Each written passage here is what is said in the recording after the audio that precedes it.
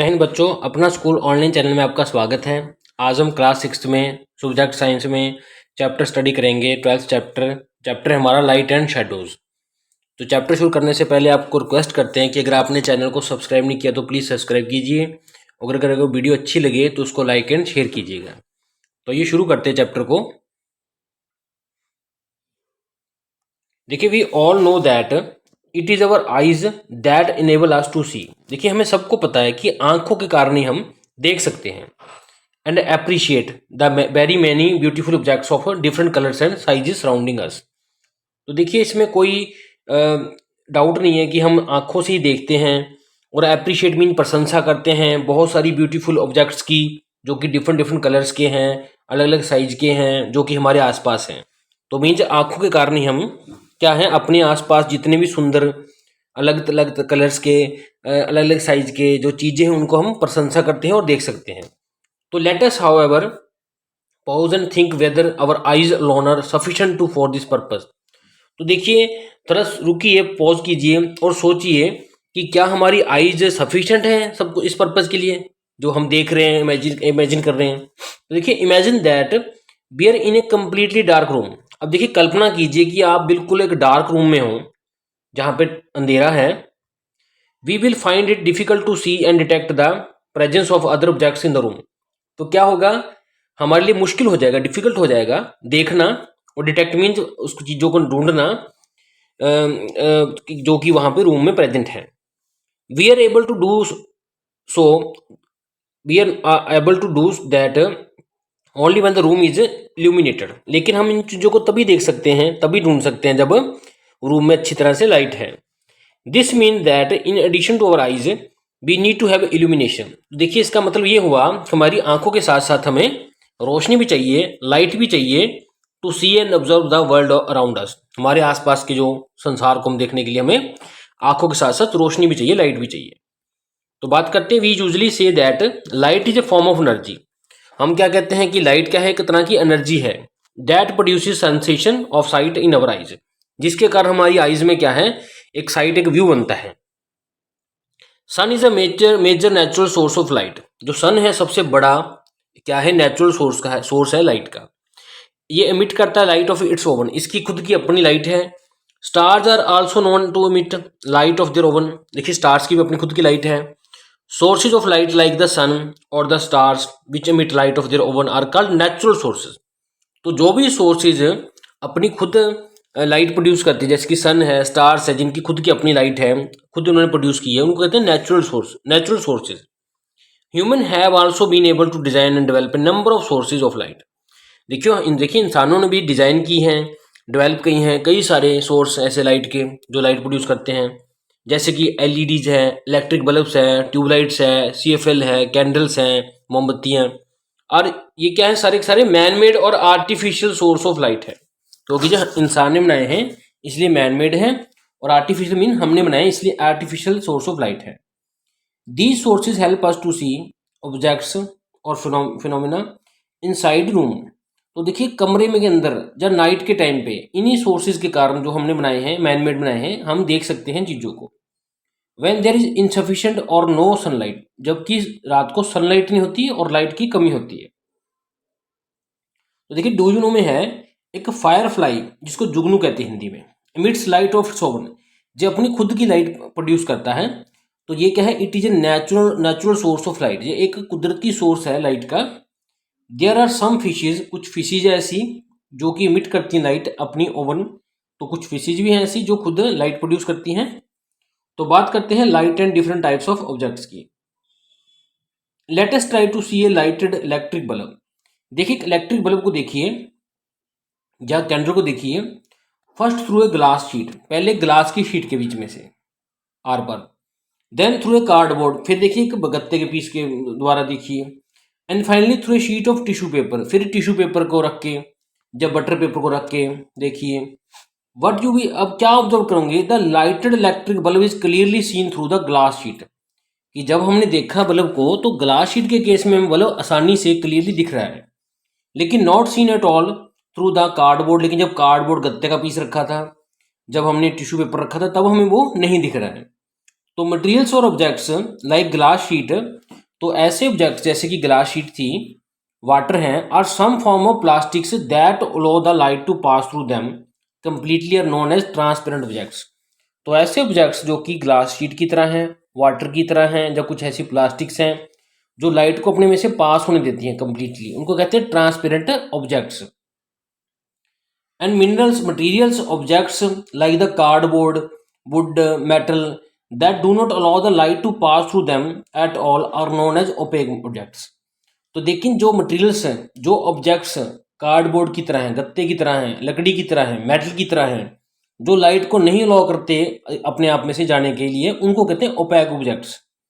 Materials और objects like butter paper, tissue paper and oil that allow light to pass through them partially.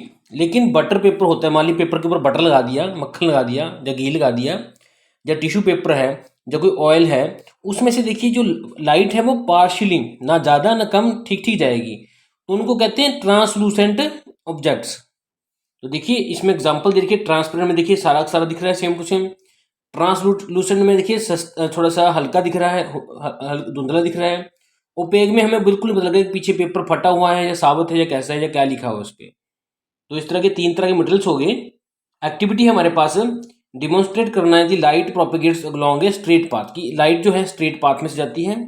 इसमें क्या करना है हमने, take two equal sized cardboard pieces, एक ही साइज के, चाहे स्क्वायर या रेक्टेंगल, सेम साइज के दो कार्डबोर्ड के पीसेस लेंगे, and keep them on the top of each other, उनको एक दूसरे के टॉप पे रख देंगे, with the help of nail, अब मेक की हेल्प से, हैमर की हेल्प से, make a clean hole through them, दोनों पीसेस में से सेम टू सेम एक होल कर देना है।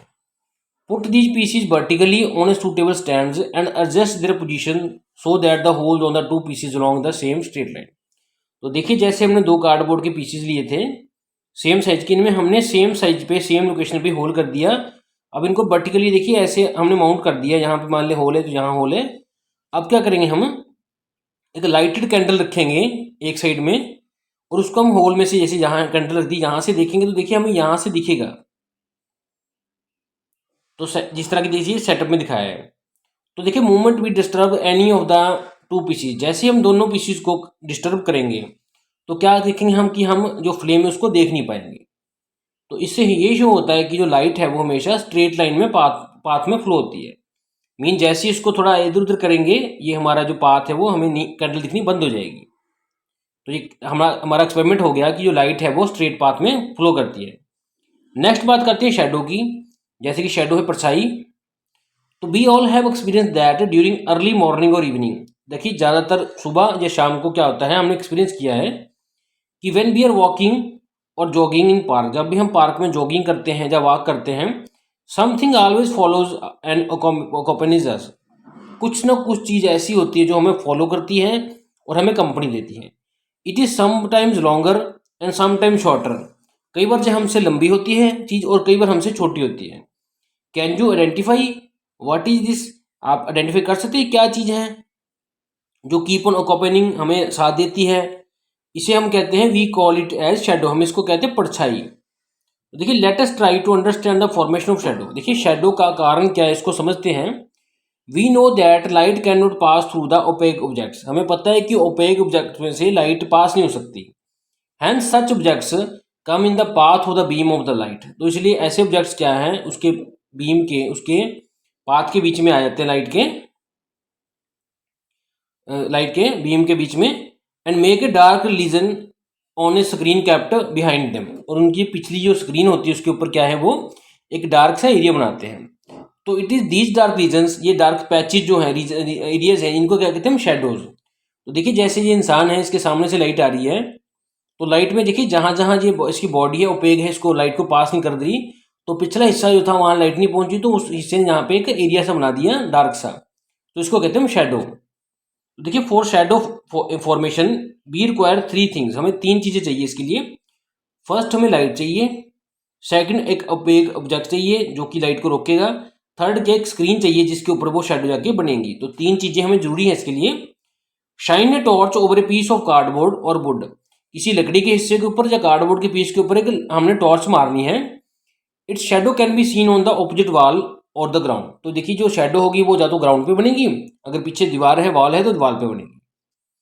The phenomena of formation of shadow, ये जो फिनोमिना है बनने का, शेडो बनने का, टेल्स अस दैट, क्या बताता है, और कि light ordinary propagates in a straight line, की लाइट जो है वो स्ट्रेट लाइन में ही पास करती है। Shadows are formed because light moves along a straight line path and is not able to bend its path around the large obstacles।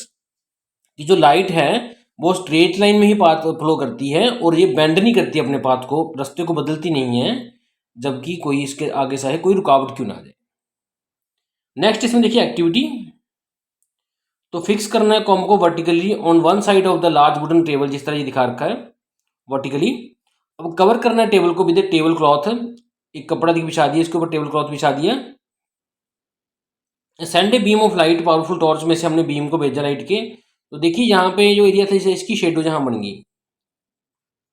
तो what do you observe, हमने क्या देखा कि every tooth cast a shadow, हर तीत की एक shadow बन रही है। With the help of friend pass a thin string through the comb and hold it straight between the hands. देखिए एक पतली सी एक स्ट्रेट जो है अपनी स्ट्रिंग को पास करना है, इसको होल्ड करना है। तो देखिए अब क्या है, we can see that the light moves along the straight line. हम देखेंगे कि जो लाइट है वो स्ट्रेट लाइन के अलोंग ही वो है फ्लो कर रही है, पाथ के तरह मूव कर रही है। When it gets blocked by opaque object, जैसे इसके आगे कोई चीज़ आ जाती है जो कि इसको लाइट को फॉलो नहीं कर देती, तो क्या होता है कि शेडो फॉर्म होती है। तो this is because light can not bend around the obstacles. तो इसका कारण क्या है, जो लाइट है वो रुकावट आने पे बेंड नहीं होती। नेक्स्ट देखिए बात करते हैं डू यू नो में। Shadows can be misleading at times, कई बार जो शेडोज होती है हमें मिसलीडिंग मैंने हमें गुमराह करती हैं। They can mislead about the shape of the object associated with them. कई बार क्या होता है, जो उनकी शेप होती है वो नहीं होती जो कि ऑब्जेक्ट की है। Shadows that we can create with fingers of our hands can make us think as if the shadows are different animals and birds. तो देखिए जैसे कि ये बच्चा क्या कर रहा है, अपनी उंगलियों की हेल्प से अलग अलग तरह की शेडोज बना रहा है। हमें लगता क्या है कि ये शेडो एक्चुअली किसी वर्ड की या एनिमल की है, लेकिन जबकि ये इंसान ने अपने हाथों से बनाई है। तो इस तरह से हमें ये मिसलीड कर देती कई बार। नेक्स्ट बात करते हैं characteristics of the shadow, shadow के क्या गुण है, लक्षण है। तो size of the shadow of a given object depends upon the relative position of the source and the object that is acting as a obstacle. तो देखिए शेडो का साइज क्या है, मान लीजिए ये ऑब्जेक्ट है और ये सोर्स है जो लाइट मार रहा है, तो इन दोनों के सोर्स के दोनों के बीच का डिस्टेंस पे डिपेंड करता है, इनकी रिलेटिव पोजीशन क्या है। जितनी नज़दीक आएगी शेडो बढ़ेगी, जितनी दूर जाएगी शेडो कम होगी। Shadow of OPEC object is always black irrespective of colour. Second क्या फीचर है, जो शेडो होगी, परछाई होगी, वो हमेशा ब्लैक कलर की होगी। नेक्स्ट एक्टिविटी देखिए activity. Send a beam of light from the powerful torch over a circular piece of cardboard to obtain the shadow on the screen. तो हमने देखिए सर्कुलर कार्डबोर्ड के बीच में से एक शेडो को पास किया, तो क्या हुआ कि स्क्रीन के ऊपर क्या है, एक शेडो बनी जो कि सर्कुलर शेप की थी। Now move the cardboard pieces toward the torch. अब इसको टॉर्च की तरफ हम लेके जाएंगे, तो देखिए क्या होता है, जो शेडो है वो क्या है, और बड़ी हो जाएगी। तो as a light source is moved close to the object a larger shadow is formed. This is again because the fact that light travels in a straight line. तो इसका अगेन वही कारण है, बड़ी शेडो इसलिए हुई क्योंकि लाइट जो है वो स्ट्रेट पाथ में मूव करती है। जितना नजदीक आएगी इसके ऑब्जेक्ट उतना ही वो शेडो बढ़ती जाएगी, उसको ऑब्स्टेकल्स आती रहेंगी। अब now decorate the circular piece of the cardboard with different colours. अब इसको डिफरेंट कलर्स के साथ आप कलर कर लीजिए और आप क्या करिए, डिफरेंट कलर्स की शेडो आपको मिलेगी। देखिए नहीं, तो देखिए जो शेडो फॉर्म होगी स्क्रीन पे does not show the different colours. We thus observe that the shadow of the opaque object is always black. अब देखिए इससे हमें क्या पता लगता है कि जो बॉडी की शेडो है वो हमेशा ब्लैक कलर की होगी, ना कि उसके रंग की अकॉर्डिंग। तो shadow therefore does not give us the complete information about the full detail of the object. तो शेडो परछाई कभी भी हमें पूरी डिटेल नहीं बताती ऑब्जेक्ट के बारे में, क्योंकि अगर ऑब्जेक्ट और जो सोर्स ऑफ लाइट है वो नज़दीक है तो शेडो बड़ी बन जाएगी। हम सोचते हैं बड़ा ऑब्जेक्ट है लेकिन छोटा होता है। कई बार शेडो छोटी बनती है लेकिन ऑब्जेक्ट बड़ा होता है। तो कई बार क्या होता है, शेडो क्या है हमेशा ब्लैक बनती है, तो इससे रंग नहीं पता लगता कि ऑब्जेक्ट का रंग क्या है। इस तरह से हमें ये मिसलीडिंग करती है, कई बार मिसलीडिंग भी कर देती है, इस तरह पहले बताया था। तो डू यू नो में है again, position of the sun affects the position and length of the shadow formed. तो इसी तरह पोजीशन जो सन की होती है वो भी उसकी शेडो की लेंथ कितनी बनेगी, साइज, इसको फॉर्म करती है। This phenomena has been used in sundials. तो सनडायल्स में जो घड़ियाँ होती हैं सन के द्वारा टाइम बताती हैं, उनमें ये फंडा यूज किया जाता है, जिससे कि हमें टाइम बताते हैं, देर का टाइम, कि दिन में टाइम क्या है। बात करते